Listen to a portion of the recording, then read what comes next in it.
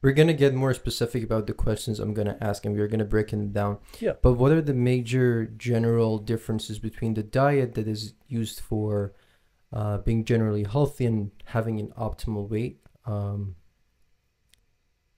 versus the time you're trying to gain weight, build muscles, you're preparing for a competition, or you're Hmm. just trying to um, look more athletic technically? So, what are the differences between those? Yes. So there's a lot of differences in the things you mentioned, right? So for example, competition prep would be completely different than when you're trying to put on muscle. That would be completely different than when you're just trying to maintain your muscle mass. That's also different, right? So let's start off with when you're trying to build muscle. So when you're trying to bulk up, right? So in this case, you want to be above what your maintenance calories are. Again, that baseline. So let's say if your baseline is 2000 calories, right? You want to be maybe around 2300, 2500 calories if you're kind of pushing it. And you want to have a lot of your focus on, well, it's preference. I prefer to have a lot of my focus on my carbohydrates because that is the main source that you're using for your workouts. So again, timing also matters, yes, when you have those carbohydrates, but again, it's more important that you hit your calorie goal and macro goal every single day. Once that's done and that's pretty easy for you to do, then you can kind of play around with the timing as well, right? But again, more focus on carbohydrates. Protein, I would stick to the same amount as I described before, which is 0.8 to 1 times your body weight in pounds, Mm. or even lower.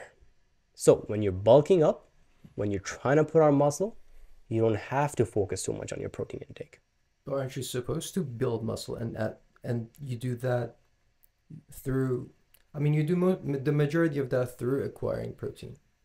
So Other than there is that, enough in your protein. bulking session, then you're gonna lose all that muscle mass. So why I say that is when you're cutting, you need preferably more amount of protein to make sure you preserve all that muscle mass. Ooh, okay, okay, makes sense. Yeah. Because as a natural lifter, right, when you're on a cut, you're very likely to lose muscle mass.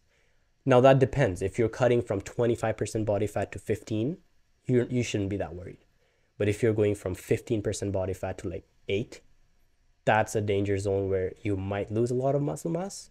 So you want to be sure and you just want to have a little bit more protein just as like a safety net, just to preserve as much muscle mass as possible. So again, bulking up, your main focus should be hit your calorie goal every single day, right? So eat more so that you can actually put on muscle and gain weight, right? Protein intake, it's important, but honestly, when you are eating more, naturally you're also eating more protein. So it's not that hard to hit your protein goals when you're bulking. In terms of fats, I just like to kind of fill the rest of my calories in. So I would never ever go below 50 grams of fats every single day because that could interfere with your hormones, and so I just wouldn't go below 50 grams. Just stay above. That's just too risky. It's too risky. And I've been there.